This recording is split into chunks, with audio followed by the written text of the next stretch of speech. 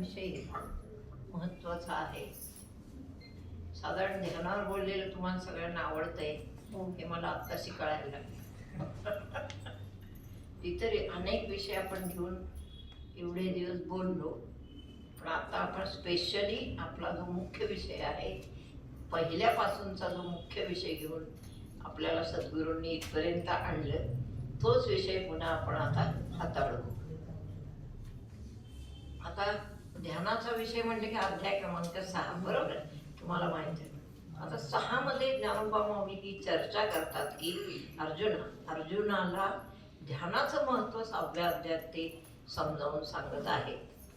काय सांगतात? इतर सगळे अध्याय सांगून झाले, परत अर्जुन अडखळतच होता. म्हणजे 5व्या अध्यायापर्यंत अडखळलाच.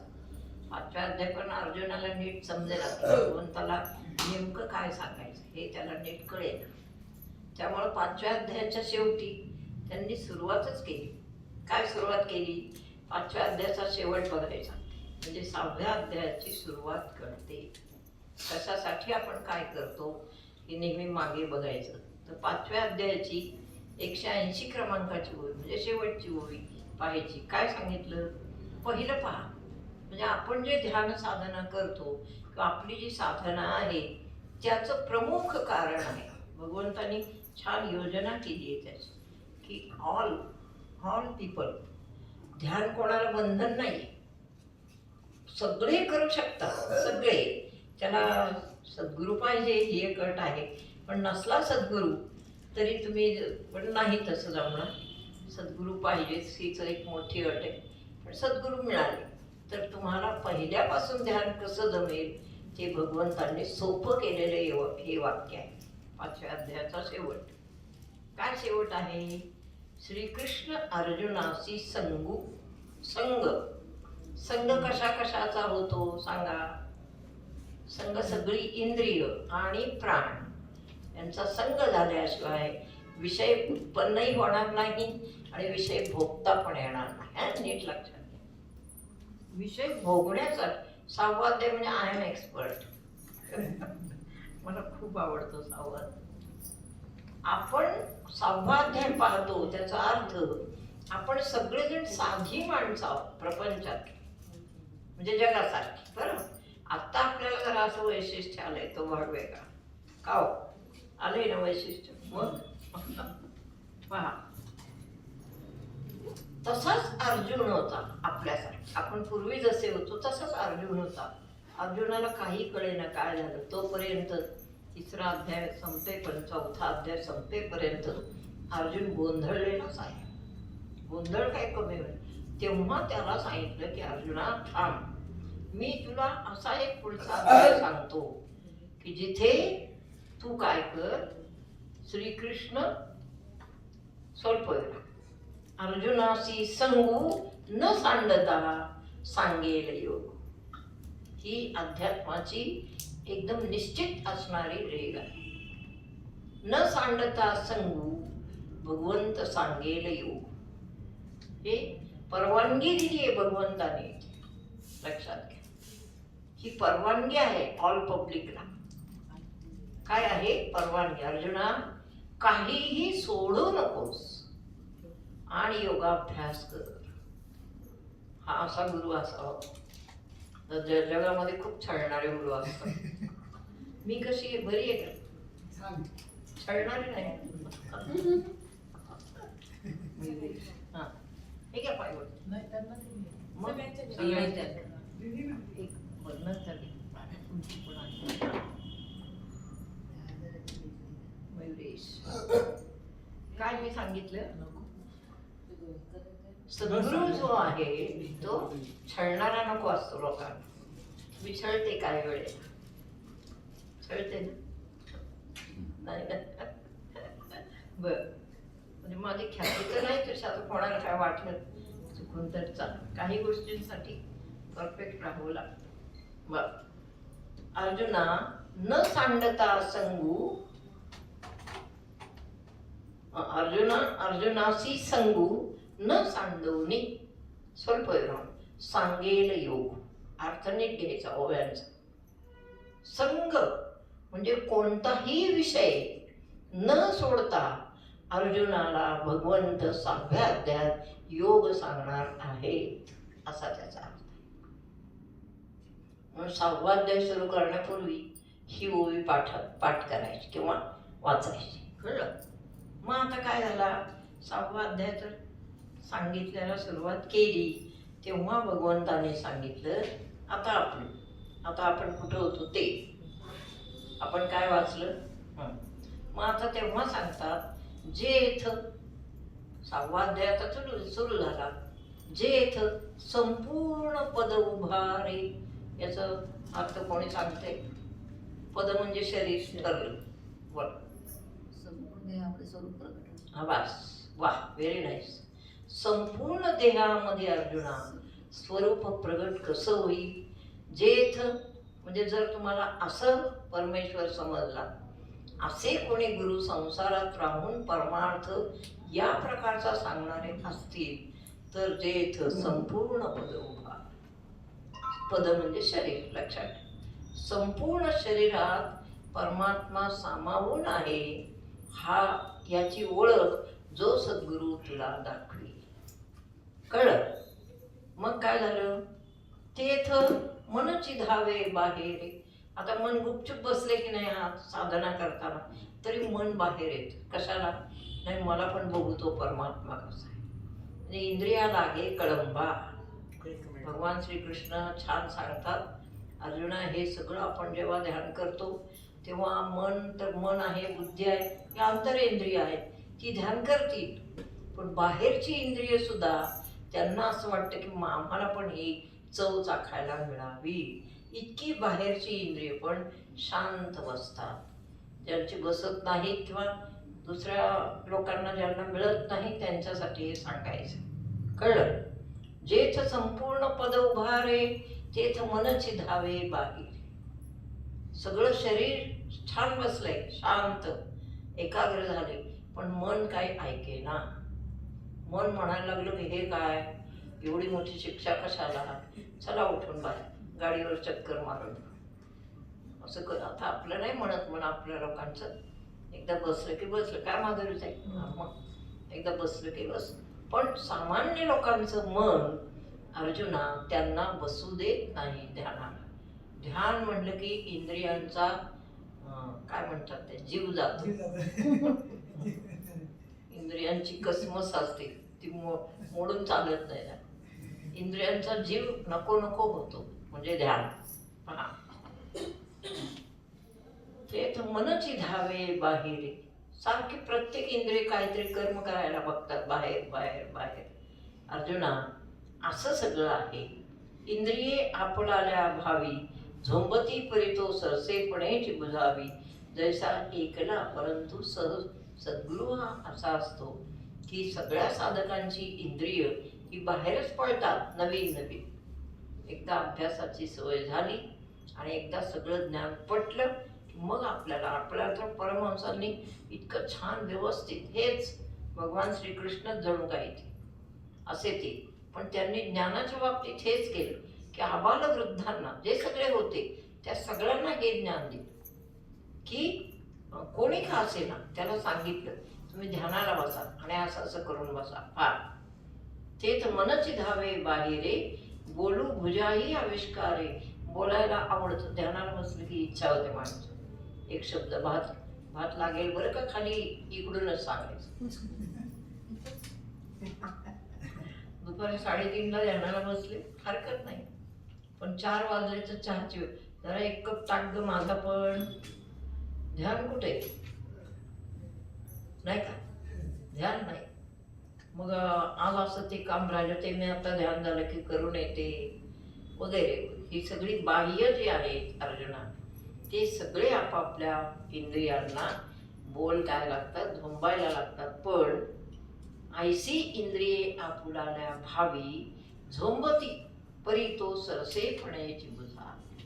आपल्याला सद्गुरूंनी अशी कला देऊन ठेवली की प्रत्येक इंद्रिय गप्प बसणार नाहीये, लक्षात ठेवा. कळलं तुम्हाला? किती इंद्रिय आहेत आपल्या इथं? आपल्या शरीरात दशेंद्रिय, दश प्राणेंद्रिय, दश इंद्रिय, दश ज्ञानेंद्रिय, दश कर्मेंद्रिय असे मिळून किती आहेत? 15. आणि 16वं मन असं आहे. तर ही सगळी इंद्रिय जी आहेत ही झोंबती आपुलाल्या भावी. जे जे काही मनात येईल अर्जुना त्या त्या भावनेला ताबडतोब इंद्रिय पकडून ठेवतो. आता एखादा ध्यानाला बसा, त्याला आठवण झाली, अरे एक अपॉइंटमेंट होती ती राहिली, ती अपॉइंटमेंटच सगळं आलं पुढं, ध्यान गेलं. हे नवीन नवीन लोकांना नंतर नंतर हे होत असतं. पहा, मला तुम्हाला हे सांगायचंय, पुढचं आत्मप्रभेच सांगायचंय. म्हणून अर्जुना आत्मप्रभा नित्य नवी, हेच महत्वाचं आपल्या दृष्टीने. आत्मप्रभा, प्रभा कशाला म्हटले सांगा? आत्म्याचा प्रकाश असतो. आत्म्याच्या ठिकाणी एकूण किती गुण आहेत? 6 गुण आहेत. कोणते कोणते सांगा, लिहून घ्या. नसेल माहीत तर डिटेल तर लिहून घ्या. प्रवचनात सगळं डिटेल होणार आहे. तेज आहे, नाद आहे, नाद आहे, तेज आहे, उष्णता आहे, पुढे रसवत्ता आहे, अजून गती आणि स्थिती. गती आणि, वा, व्हेरी नाईस. नाद, तेज, रसवत्ता, उष्णता, गती आणि स्थिती, अशी 6 सगळी अंग आत्मप्रकाशाला आहे. कळलं? आता पुन्हा पहा. म्हणून आत्मा हा अर्जुना सर्व पाहत असतो आणि शब्द सगळीकडे धावत असतो. कळलं का? तसं शब्दाचे व्यापकपण देखीजे असाधारण पाहतया भावज्ञा भावती गुण खूण चिंतामणीचे. जो जो ज्याला ज्याला आवड आहे ना अर्जुना त्याला चिंतामणी होता येईल. कळलं? ज्याला आवड आहे आत्मस्वरूपाच्या ध्यानाची इतकी आवड पाहिजे. एखाद्याला ती इतकी असते की तो बसतो बसतो बसतो आणि बसतो, सगळं विसरून जात. म्हणजे त्याला एक ॲट ए टाइम आत्मस्वरूपाचं ध्यान लागलं किंवा समजलं, विद्येने नुसतं समजलं किंवा घरी जाऊन लगेच लागलं तर त्याला त्यातली खुमारी कळते. आपल्या गुरुजींचा आवडता खुमारी, त्यातली गोडी कळते की खरंच व्यवहारात काय आहे माझ्या भोवती. आणि मी मला तर इतकं अप्रतिम कळायचं, खूप कळायचं, मला कळलंच खूप खूप. म्हणजे काय, व्यवहारात ज्ञान कसं आहे आणि हे किती सुख आहे आम्हा ते मला कळायचं. आणि मला इतका आनंद की बास. त्या आनंदाच्या भरात सगळी कर्म पटपट पटपट व्हायची. कोणत्याच कर्माची मी तक्रार केली नाही असं पाहिजे, इथपर्यंत आलं पाहिजे. म्हणजे हे सुख घेताना कधी इंद्रिय आपल्याला असं म्हणतात, म्हणजे इंद्रियांना कधी इच्छा होतात, कधी काय होतं, पण तिकडं दुर्लक्ष करण्या इतकं सामर्थ्य आपल्यामध्ये येतं. कळलं का? मग इंद्रियांना पुढं पुढं आहे ते. इंद्रियांना काय करायचे पुढं, आत्ता काय करायचे इंद्रियांना? विरोध नाही, ऑर्डर सोडायच्या. निरोध करून इंद्रिय ऐकणार.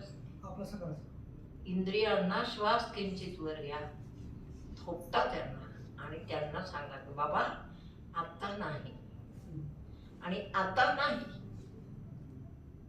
हे याची गरज आहे. आता जे ध्यान शिकले त्यांनी त्यांची इंद्रिय वळवळ कमी बंद झाली पाहिजे. तुमची नाही, आमची. इथं 2 भाग आहेत ना, तर तरुणांना मी कसं काय सांगणार. पण तरी तरुणांना एवढं सांगू इच्छिते की योग्य वेळेसच इंद्रिय उठलं पाहिजे. इंद्रियांचे याच्यात भावना जागृत झाली पाहिजे. अवेळी नाही, हे मात्र जपायचं आहे. अवेळी नको. कोणत्याही वेळेस कुणी समोर असताना असं होऊ नये. तो जो आवर घालणे आहे त्यालाच म्हणायचं परमार्थ. परमार्थ कशाला म्हणायचं? तसं ज्ञानेश्वरी वाचायची, ओव्या पाठ करायच्या, गुरूंना म्हणून दाखवायच्या, म्हणजे झालं परमार्थ. असं नाही, आपल्या इथं तर तसा नाही. मग हे आहे अर्जुना, ते सांगतात तेच, शब्दाचे व्यापकपण देखीजे असाधारण. सद्गुरूंनी फक्त ध्यान हा शब्द उच्चारला, परंतु ध्यानाला प्रत्यक्ष बसल्यावर त्याचं व्यापकपण काय आहे हे आपल्याला समजतं. कळलं?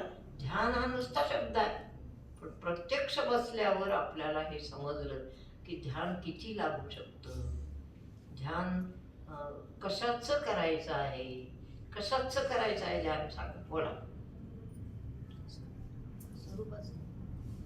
सद्गुरूंच्या चरणात. सद्गुरूंच्या चरणात. बरोबर. स्वरूपाचं. बरोबर, स्वरूपाचं. तसं मी आता नुसतं तुम्हाला हे नाही सांगणार आहे, प्रॅक्टिकल तुमचं घेणार आहे किंवा सांगणार आहे. तैसे शब्दाचे व्यापकपण देखील. उदाहरणार्थ एखाद्या साधकाला दीर्घ ओंकार झाला, नंतर तो शांत झाला, कुठं घरी, तर नंतर ते ओंकाराची जी गोलई असतात ती तुमचे कान त्याचा उपभोग घेतात की नाही पहा, घेतात की नाही. म्हणजे डोळ्यांना आतमध्ये दिव्यत्व थोडं दिसलं किंवा अनुभवाला आलं शक्तीला, पण उपभोग कोणी घेतला? डोळ्यांनी आणि कानांनी. पुढं आहे ते आता सांगत नाही बसणार, 2-3 ओळीच सांगते यातल्या. म्हणून शब्दाचं व्यापकपण आहे. ओम नुसता उच्चारला की त्याने कोणती सगळ्या इंद्रियांना ओमचं ज्ञान झालं, म्हणजे इंद्रियांना आवडतं. आता काय आहे? आता म्हणजे अर्जुना लक्ष दे. आता आत्मप्रभा नित्य नवी. आत्मप्रभा म्हणजे काय आहे? आत्मस्वरूपाचा प्रकाश आहे. मला अजून अनुभव नसेल, पण हा अनुभव येवा. कसा प्रकाश असतो, सुंदर. प्रकाशाचा अनुभव यावा. प्रकाशाचा अनुभव सत्रेत आहे, तुम्हाला आहे प्रकाशाचा अनुभव. बहुतेकांना आपल्या इथं कशाचा अनुभव आहे? शक्तीचे आणि गतीचे. आहे देशमुख? नाद ऐकू. फक्त प्रकाश दिसतो. ठीक आहे, मग ठीक आहे ना, उलट चांगले. तुम्ही पुढे गेलात उलट. अजून बरंच सांगायचं तुम्हाला. पायवडे आहे ना, प्रकाश आहे. प्रकाश इथे दिसतो आणि इथल्या प्रकाशाने याचं म्हणजे याच्यामुळं ज्ञान जास्ती होतं. प्रकाश दिसला की काय होतं? मग तेच तो प्रकाशच. पहा, तसं शब्दाचं व्यापक ओम उच्चारला की काहींना प्रकाश दिसेल, काहींना ओंकार नाद कानातून ऐकू येईल, काहींना अनुनासिक ओंकार होईल, काहींना ओंकाराचं रूप दिसेल. असं काय ते भावज्ञा भावती गुण चिंतामणी. म्हणजे चिंतामणी जसा अनेक गुणांनी युक्त आहे तसं ते अक्षर आहे. बघ पुढं बघा. आता म्हणजे साधकांनो, आता तुम्ही हुशार व्हा, ध्यानाला बसा. आत्मप्रभा नित्य नवी. ध्यानाला बसा. मांडी घातलेली आहे, डोळे बंद केलेले आहेत. किंचित श्वास वर घेऊन, श्वास कुठून कुठं जातो सांगता येईल का कोणाला? बोला. डोळे बंद केलेले आहेत हे सांगा. कोण आपले? तुम्ही सांगा. श्वासाचं नाही, कुठून कुठे जातो श्वास? मी ॲट अ टाइम 3 गोष्टींचं तुम्हाला ज्ञान देतो. श्वास, प्रकाश आणि गती. अजून गती नाही आली. श्वास. मोठा मेंदू, लहान मेंदू इथून इथे अनार, इथे खाली नाभी गुह्यांच्या मागच्या मुलाधार. त्यांची फारच मोठी उडी. आपल्या कुठे एवढा आवड समजते. आता आत्मप्रभा नित्य नवी. आत्मप्रभा म्हणजे काय सांगा? बोला. कुंडलिनी शक्ती. आत्मा आहे. कुठं आहे आत्मा? मस्तक भागी आहे. प्रभा कुठं आहे? आत्मप्रभा म्हणजे तेज आहे, पण ते तेज कोणाचं आहे? कुंडलिनी शक्तीचं. तेच करुणी ठाण दिवी. ध्यानाला बसताना अर्जुना आत्मप्रभेला आवाज द्या. आता तुमची सगळ्यांची जागृत आहे की नाही? जागृत आहे.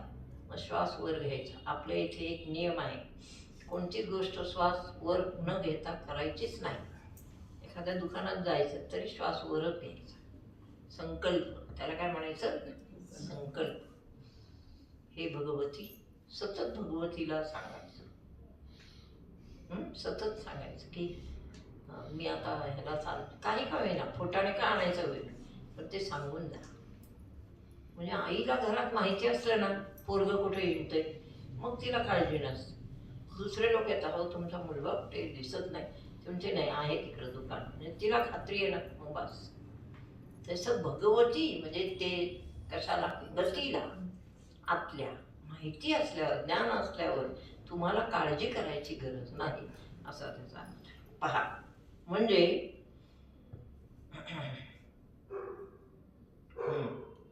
आत्मप्रभा नित्य नव्हे. आता कुंडलिनी शक्तीकडे लक्ष द्या सर्वांनी. कुठे? पाठीमागे खाली. खाली कुठे? मूलाधार चक्राच्या थोडंसं वर लक्ष द्या. डोळे बंद. कुंडलिनी शक्तीच्या मूलाधार चक्रापाशी लक्ष द्या. आपल्या अथर्व मध्ये सगळे आहे बघा. अथर्व शीर्ष मूलाधार स्थितोस नित्यम. आता म्हणजे आता आणखीन एक तुम्हाला फोड करून सांगायचं की मूलाधार म्हणजे आमचे गुरुजी सांगायचे हे नाही, असं ते सांगायचे. मूलाधार म्हणजे हे मूळ आधार. पण एक गोष्ट पूर्वाभ्यासाच्या योगांना माहिती आहे, म्हणजे माहिती की आपला जो हा भाग आहे स्वाधिष्ठान चक्राच्या खालचा, तिथे मूलाधार चक्र म्हणजे असं त्रिकोणी चक्र जे आहे त्याच्यामध्ये पण प्रचंड तेज आहे. लाल बुंद असं तेज आहे, त्याला म्हणतात पण मूलाधार स्थितोस. पण आपण इथे म्हणायचं मूलाधार स्थितोस नित्यम. कुंडलिनी स्तोत्रात आहे ना मूलाधार. हो. हे शक्तीचं. हो. मुरली वासून. आता यांनी काय सांगितलं? उघडा. आता आत्मप्रभा, प्रभा शब्द वापरला, नुसता आत्मा शब्द वापरलाय का? आता आत्मा नित्य नवा असं नाही वापरते. आता बरोबर आहे, सतत स्त्रीलिंगी वापरतो.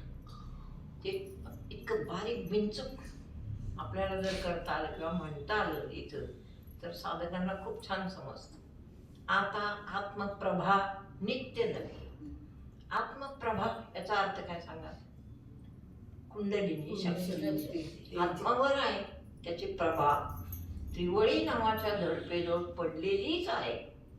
पण सामान्य मनुष्य त्या दृष्टीने विसरून गेला. अति जन्म मरण सारखे जन्म मरण सारखे जन्म मरण भोगून भोगून भोगून सामान्य मनुष्य हे दिव्यत्व स्वतःतच आहे हे विसरून गेला.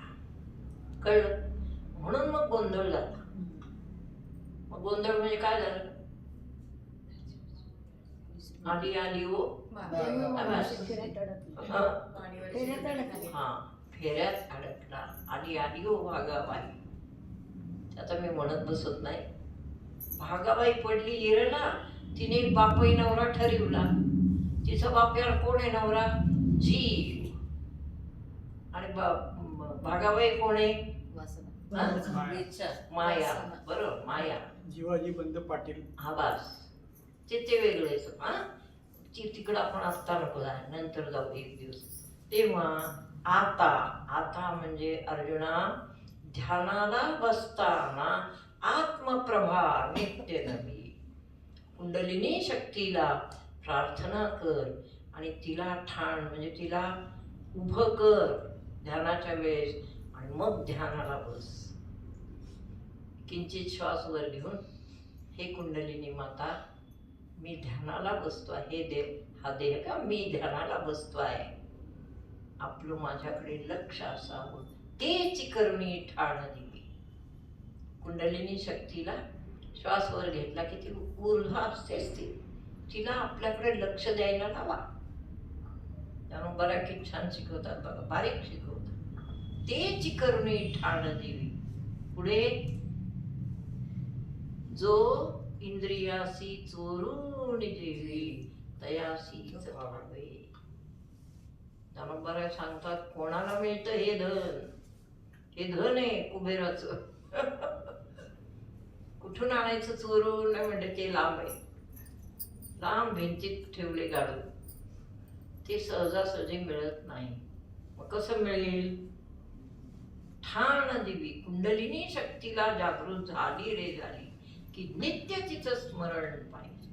पहिल्यांदा गणेशाचं, नंतर कुंडलिनीचं. कुंडलिनी शक्तीला एकही क्षण विसरू नका, तर आत्मज्ञान तुमच्याजवळ ताबडतोब हजर राहील. कुंडलिनी शक्तीला विसरू नका, तसंच गणेशाला विसरायचं नाही. प्रथम पहिला गणेश, हा बरोबर गणेश. कळलं? आत्मप्रभा नित्य नवी. नवी म्हटले ज्ञानेश्वर महाराज. नवी म्हणजे काय कळलं? रोज किंचित श्वास वर घेऊन ऊर्ध्व जा आणि प्रार्थना करा, हे श्री गणेशा, आपण माझ्या या देहामध्ये नित्य आहातच, पण शक्ती मातेने पण माझ्या देहात जागृत असावं, अखंड जागृत असावं. शक्तिमाता म्हणजे आता पण आपली वृत्ती. अखंड कुंडलिनी शक्ती माझ्या देहामध्ये जागृत असावी, म्हणजे कुठेही गेलं तरी फसणे नाही. माणूस फसतो. मी खूप साधी जगाच्या याने असं वाटतं आपण काय साधारणच आहोत यांच्यासारखे. आपल्याला फार सामान्य माणसं भेटतात बाहेर, इवन मला सुद्धा. माझ्या सहवासात तिकडं काय योग्य माणसं आहेत का अशी कुंडलिनी शक्तीवाली? नाही. कळलं तुम्हाला? म्हणून आपण काय करायचं? इंद्रियाते चोरून ही सवय लावून घ्या. प्रत्येक इंद्रिय तुम्हाला काहीच करू देणार नाहीत. हे म्हणजे इंद्रियांचं मरण आहे. इंद्रियांचं मरण. म्हणून इंद्रिय हुशार आहेत, तुमच्यापेक्षा हुशार आहेत, कुंडलिनी शक्तीपेक्षा हुशार आहेत. तुम्ही ध्यानाला बसलात की हळूवार काहीतरी वास येईल चहाचा. बघ, मी आता बसलो नसतो ना, तू चहा केला असतास, मी प्यालो असतो, मग बस जीभ गेली की नाही तिकडे. इंद्रियात ते चोरून जेवी. स्वतःला ध्यानाला बसवल्यानंतर प्रार्थना करा, हे भगवती, हे कुंडलिनी जगदंबा, माझ्या देहाकडे माझ्याकडे लक्ष ठेव. ती बरोबर ठेवेल. तुम्हाला एक अनुभव सांगू माझा. मी त्यावेळेस संकटात असायची पूर्वीच्या काळी, आणि इतकी संकट आली, प्रयोग झाले, खूप काय काय झालं. तर मी मग त्या ह्याने त्रासून म्हणजे शक्य नव्हतं घरात उभं राहणं किंवा राहणं. 2 पिशाच्या आमच्या घरात फिरायची. ती मला दिसायची. 1-1.5ला आपण बाथरूमला गेलं की त्या माणसाचा हात असा दिसायचा, पण तो बाहेर जायचा आणि मग मी आत, म्हणजे असं ते कळायचं हो मला. त्यामुळं भीती वाटायची मुलांच्यावर. मी तर भक्कम होते त्यांना, म्हणून तर मी राहिले आणि जिवंत राहिलो ना. मला मुलांची भीती. मुलं पण वस्ताद होती सगळे, बीजमंत्र वगैरे सगळं पाठ. मुलांनी तेवढं करायचं. इतकं सगळं असताना नंतर खूपच तो धूर दिसायला लागला, असा स्मशानासारखा. मग मी म्हटलं नाही. मग मी काही ठरवलं की आळंदीला जाऊन राहायचं 15 दिवस. उपाय म्हणजे ज्ञानेश्वरांना शरण जायचं की हे माझ्या मागे काय लावलं आहे, मला याचा उपाय द्या. तुम्हाला फार गंमत आहे सांगण्यासाठी आणि इंटरेस्टिंग आहे. असं विचारल्यानंतर मी खोली घेतली. 15 दिवस तिथं राहिले. माझ्याबरोबर मतेताई होत्या. आम्ही, माझी 3 मुलं, मी आणि मतेताई, आम्ही असं राहिल्यानंतर त्यांना फक्त सांगितलं दिवसभर चरित्र पारायण, आणि मी दिवसभर 4-4 घंटे ध्यान. दुसरं हेच नाही, काय उपाधीच नाही ना दुसरं. ध्यानात मी एक दिवस तेव्हा यांना बोलवलं, पिशाचांना, इथल्या. कोण आहात? हॅलो. माझ्या मुठीत या सांगितलं. ते आले 2 शक्ती. ते बाकीचं सगळं मिळत, पण त्या शक्तींनी नंतर माझ्याकडे मुक्ती मागितली. ते म्हणले आई आम्हाला तेवढं मुक्त करा आम्हाला. मग ते झालं सगळं समजा. नंतर मग माऊलींनी मला दृष्टांत दिला की बाळा, तुझ्या सद्गुरूंची समाधी आहे ना? म्हटलं आहे. म्हणजे आमच्या हातून सुद्धा चुकून उपयोग नाही. चुकून चुकलं असं नाहीच कधी. ते फार मोठं व्रत आहे. चुकून चूक झाली असं नाही आहे ना. म्हटलं आहे. एक गृहस्थ ते जे खानावळवाले होते ते ब्राह्मण होते चांगले. त्यांनीच मला ऑफिसमध्ये म्हटले बाळा इकडे ये, तुला सांगायचं. ज्ञानेश्वर त्यांच्यात बसले. सांगणार कसं? तुझ्या गुरूंची समाधी आहे ना, तू व्यासपीठावर आहेस ना, असं दणकून विचारलं. मग मी मान खाली घालून त्यांना नमस्कार केला. म्हटलं हो. समाधी आहे ना? हो. मग तुझ्या देणगीतला दक्षिणेतला वाटा समाधीच्या पेटीमध्ये किती टाकतेस तू? ते. आणि तुझी सेवा तुझ्याच हातून होते का? तुला दिली ना नेमून सेवा, तू करतेस का? तेव्हा आपले लबडे हट्ट करायचे सारखे. ते आपण 6ला आले की त्यांनी 5ला पूजा करून ठेवलेली असं. असं खूप वेळा झालं. नंतर मी थांबले. नंतर ते झालं. म्हणजे खूप मला झगडाच करावा लागला त्यासाठी. त्याशिवाय इलाज नव्हता. काही इलाजच नाही. असं उगीच कोणी मोठ्या जण म्हणायचं आमची समाधी आणि आमचा हॉल आहे. लबड्यांनी तर कमालच केली पुढं. हॉल पण आमचाच आणि समाधी आमचीच. म्हटलं चला मग कोण मग चला बाहेर, दुसरं काय आहे. समाधी आमची, हॉल आहे आमची. हेमंत भाई तुम्ही 50,000 देणगी दिली होती की नाही तेव्हा? तशीच त्यांनी दिली. लेखी आहे माझ्याकडं सगळं. आणि ते सारखं माझ्याकडं 50,000 म्हटलं घ्या तुमचे कॅश घ्यायचे असते, मी दिली असते कुठं. नंतर त्यांनी लिहून दिलं आहे माझ्या. इथं पर पुढे कधीही मागणार नाही. पण ह्याच्यासाठी आणि ह्याच्यासाठी ते कारस्थान करू लागले बाहेर. त्याचा मला खूप त्रास झाला. नंतर हा मुद्दाच नको इथं. पण असं मग त्या गुरुजींनी हे सांगितलं की समाधी कोणाची आहे? तुझ्या गुरूंची ना, मग तूच सेवा करायची. आले दुसऱ्या दिवशी आले. मला काय त्यांना बोलायचं ते बोलले. जरा छान खूपच हे करावं लागलं. पण ते बोलले, मी तोडून त्याला हे लागले. आणि मग मी पूजा करू लागले. असं आहेच. जे अंतिम सत्य आहे त्याला आपण काय नाकारणार मला सांग. हे अंतिम आहे सगळं. म्हणजे त्यांनी जे दिलेलं आणि आम्ही स्वीकारलेलं किंवा अभ्यासात मध्ये सुद्धा त्यांनी हे दिलेलं हे सगळं सत्य आहे. ते त्याला आपण काहीच करू शकत नाही. मग ते सगळं मुलं वगैरे घेऊन गेलेलं. या गुरुजींनी असं सांगितलं. मग मी घरी आले आणि घर झाडलं. कोणीच घरात प्रवेश करा, कारण भूत आहेत म्हणजे घरात. आम्ही नाही प्रवेश करणार. मुलं बाहेर लागली. मग त्याच्या मी गेले, झाडू घेतलं, सगळ्या तिने 4ही घरं झाडली, स्वच्छ कचरा बाजूला केला. म्हटलं आता या. आणि दुसऱ्या दिवशी सकाळी स्नान झाल्यानंतर मी माझ्या भोवती पाण्याचं रिंगण केलं. पिशाच कशी घालू? ती शक्ती तर आपल्यालाच घालावी लागेल.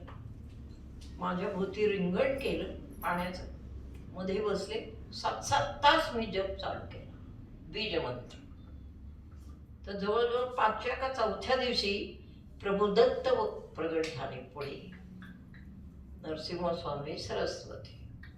आणि म्हणाले बाळा एवढं कडक तप कशासाठी? काय तुम्हाला? आणि प्रत्येक देव पुढे येऊन काय सांगतो, तुम्हाला कडक तपाची गरजच नाही असं सांग. नेहमीच तुम्ही काहीच करायचं नाही. ते माहीत नाही मला पूर्वीचं काय. पण दत्त प्रभू आले आणि ते म्हणाले बाळा कशासाठी? मी म्हटलं असं असं आहे, ह्या शक्ती मला त्रास देतात. ते म्हटले नाही, मग उद्याच्या उद्या तुम्ही आता जप थांबवा. तेव्हा काहीतरी 11,000 वगैरे असं झालं असेल माझं ते जप. 7-7 तास जप करायचे. असे 3-4 दिवस झाले. मग ते जे काय झाले असे 7 तास दिवसात उठायचंच नाही, काहीच करायचं नाही. फक्त एवढंसं पाणी पिऊन घ्यायचं आणि बसायचं. आणि मग ते म्हणाले मला की असं असं या गाणगापूरला या, मी तुम्हाला तिथे भेटतो. तुमच्या देहात पहा हेमंतबाई हे तपाचं प्रमुख आहे. मी जे सांगते मी उगीच तुम्हाला सांगत नाही का. तप तप तप्त तप्त जितकं तुमचं शरीर असेल तितक्या देवता तुमच्या देहात प्रवेश करतात. त्यांनी सांगितलं मी तुमच्या देहात प्रवेश करीन आणि त्या अनिष्ट शक्तींना सकाळी ते पान घेऊन या वाढून सगळं ते याचं पितरांचं असतं ते. आम्ही गेलो दोघींनी, स्नान केलं गंगेमध्ये. तिथं उभं राहिलो आणि त्यांची शक्ती आतून मला बोलायची. आता ते पान गंगेत सोडा, मग इतकं वाका, मग ते सगळं ते प्राणाची हे करून प्राणांना मुक्ती दिली. हे कोणी केलं? त्यांनी केलं माझ्या देहात. आणि मग मी परत रूमवर येऊन परत ध्यानाला बसले स्नान करून वगैरे, मग स्वामी गेले. हे सगळं असं होत असतं. म्हणून ध्यानाच्या मनुष्याचा, आता उद्या तुम्ही जर पक्के ध्यानी कोण कोण झालं ना, तर मी पण तुम्हाला ऑर्डर देऊ शकते, मग चला आपलं हे काम करायचं विश्वयोगाचं, चला बसा, असं मी करू शकते. पण तुमच्यापैकी चमकायला हवंय कोणीतरी, एकाने नाही सगळ्यांनी. मी गुरुजींना सांगितले आमचे सगळे तारे चमकले पाहिजेत, एकच तारा नाही चालणार आम्हाला, आमचे तारे आहेत सगळे. तेव्हा मग ते काम झालं. पुढे असं झालं खूप वेळा काय काय, पण ते झालं नंतर काय झालं नाही. असं म्हणजे आपण जेव्हा सुरुवात करतो तेव्हा ईश्वर आपल्याला सहकार्य करतो खऱ्या भक्ताला. अशी ही विद्या आहे, ही खरी विद्या आहे. कुंडलिनीची विद्या साधी नाही, खरी आहे. आकडम तकडम थोतांड वगैरे काही नाही. आणि दुसरी गोष्ट, कुंडलिनीचे उपयोग जगामध्ये विकृत गोष्टीसाठी सुद्धा काही लोक करतात, बरेचसे करतात. पण आपण चांगल्या गोष्टीसाठी, ज्ञानी होण्यासाठी, संपूर्ण विश्वाचं ज्ञान कळण्यासाठी जे हे करतो आणि स्वतःच्या कल्याणासाठी जन्म मरण चुकविणे पहिलं ते. पहिलं आपल्याला काय हवंय? बस झालं असं. दॅट्स ओके, इट्स ओके नाव. हे जसं आहे तसं त्याच्यासाठी ही कुंडलिनी आहे आणि सामर्थ्यवान आहे ती शक्ती. तिचं जर आपण दास झालो ना तर ती सगळे विजय आपल्या पदरात टाकते. तिचे दास व्हायला पाहिजे. ध्यानाला बसा, शक्तीला विचारा, हे भगवती आपल्याला शब्द दिलाय गुरुजींनी, असं नाही दिले आई वगैरे, आई ठीक आहे, हे भगवती दिलाय. भगवती का सांगा मला, मागं मागं जाऊ आपण. शक्तीची प्रभा म्हणजे भगवंत तेजाची ते बरोबर म्हणलंय, सांग. सगळे कार्य तीच करते ना, म्हणजे तेच भगवती शिवाची शक्ती आहे ना ती. आई मला मागे जायचे, मागे. ही भगवती परमेश्वराला निर्माण, परमेश्वराला जन्म देणारी आहे, म्हणून ती भगवती. कळत मान. तेजाचा गोळा पहिला जो आला तो शक्तीच्या द्वारा बाहेर आला.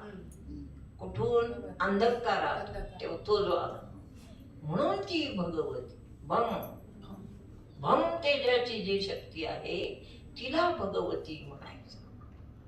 आणि मग ती भगवती कार्य करते ईश्वराच्या बरोबरीने. ईश्वर कार्य करतो. तेज जर ईश्वर असेल तर अंधकार शक्ती आहे. म्हणजे दोन्ही बाजू एकाला एक लागून आहे, वेगळं कोणीही नाही. कळ. मग मी काय सांगत होते पहिला विषय. मग असं जर शक्तीला आपण सांगितलं, घरी बसलो आपण, प्रामाणिकपणे बसायचं. काही उपाधी संसाराची किंवा संसाराचं कारण विचारण्यासाठी ध्यान नाही. तुम्हाला प्लीज सांगते, संसाराचं कार्य विचारण्यासाठी ध्यान नाही. ध्यान हे तुमच्या जन्मोजन्मीचं कल्याण करणारी वस्तू आहे. संसाराचं विचारून त्यांना नका पाठवू. काय श्वासवर येता, माझा नातू पास होईल, होईल बाई, इथं नाही कोणी सांगते.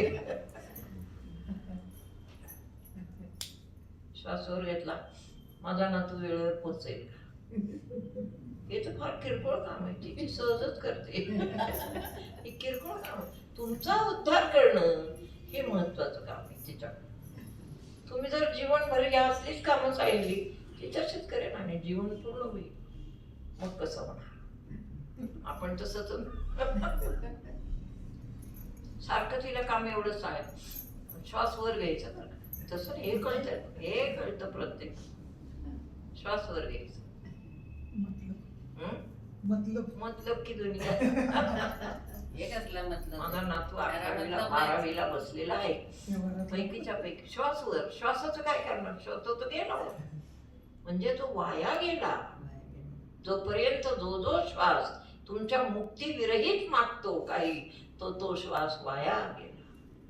जो श्वास फक्त असं म्हणेल, हे भगवती मला मुक्तीचं ज्ञान दे, हे श्री गणेशा मला मुक्तीचं ज्ञान दे, हे भगवती मला मुक्तीचं ज्ञान मिळू दे. पहा कसे लखलखते ती. तो अनुभव तर अर्धाच राहिला माझा.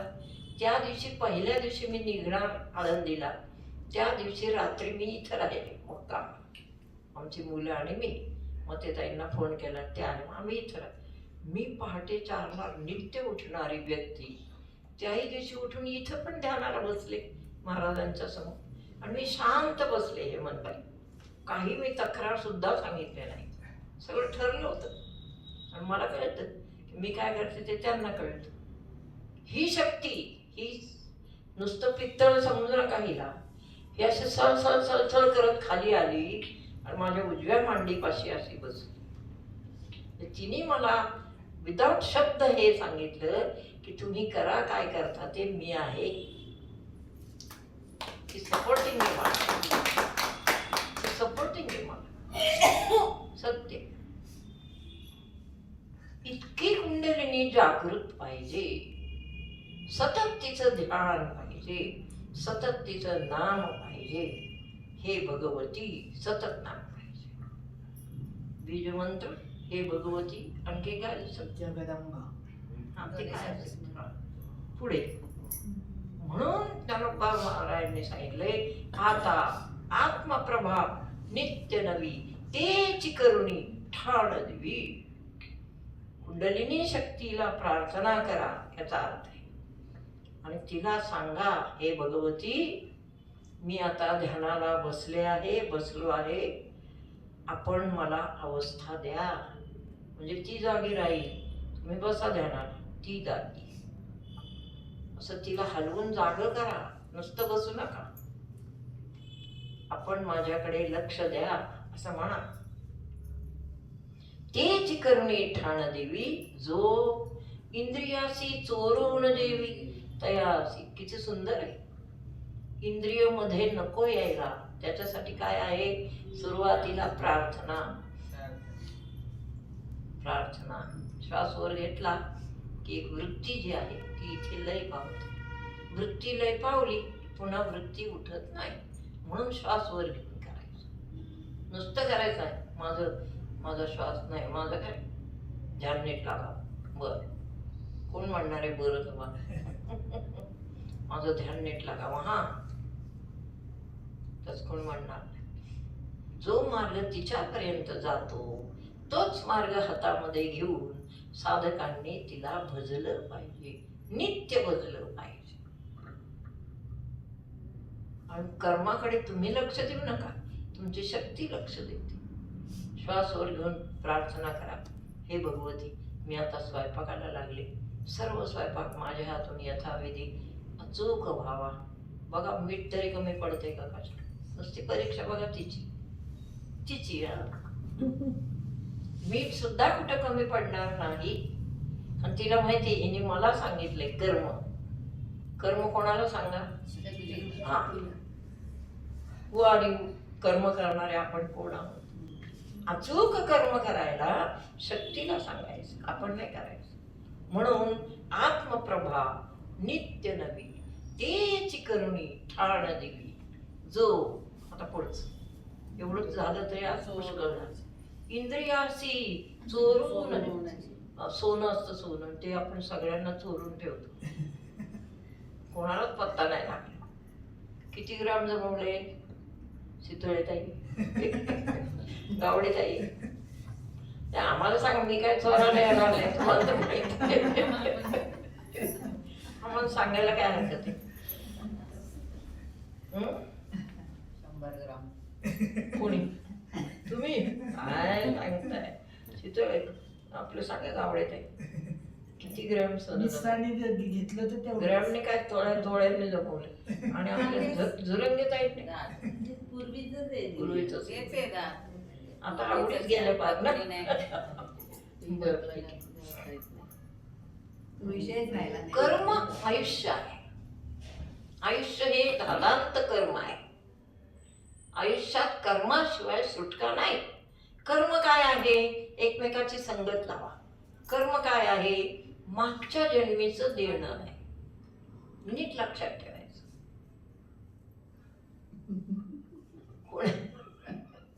कोणी आपलं धन लुटून नेत असेल, का नेलं? मागच्या जन्मीचं देणं आहे, समजून जा.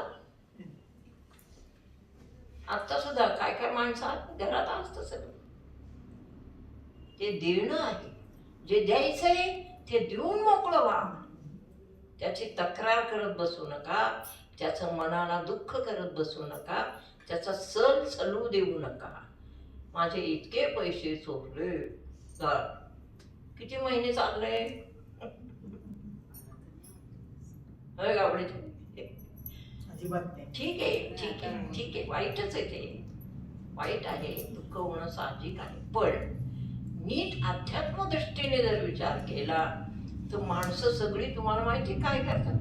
आपल्याला एकेका त्रासातून मुक्त करतात. बाई जे आहे ते तू दे सगळं आमच्या जवळ, आम्ही बघू, तू मोकळी हो. That is a point. का? मागच्या जन्मीचं देणं आहे त्यांचं, म्हणून ते सगळे उभे आहेत आपल्या भोवती. सदे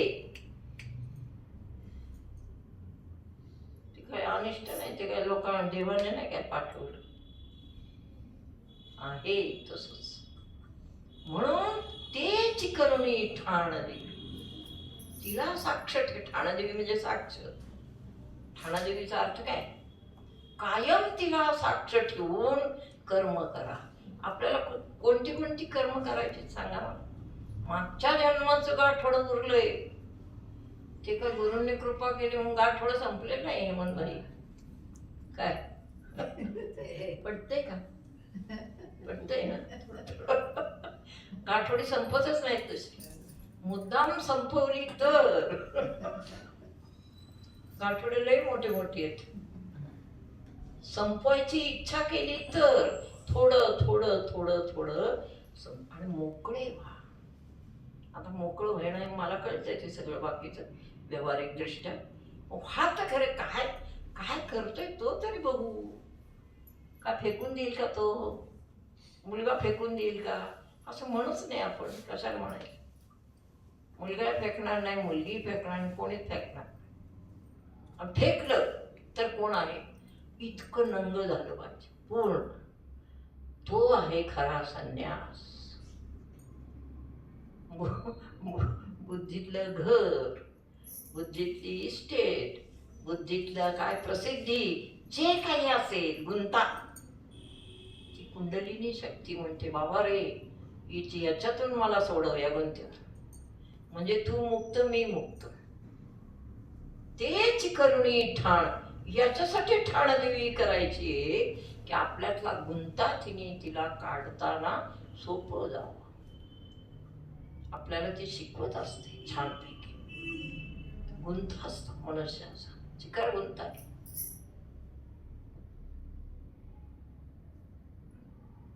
आणि दुसरं तुम्हाला तर माहिती, उदास विचारे वेच करी आहे ना.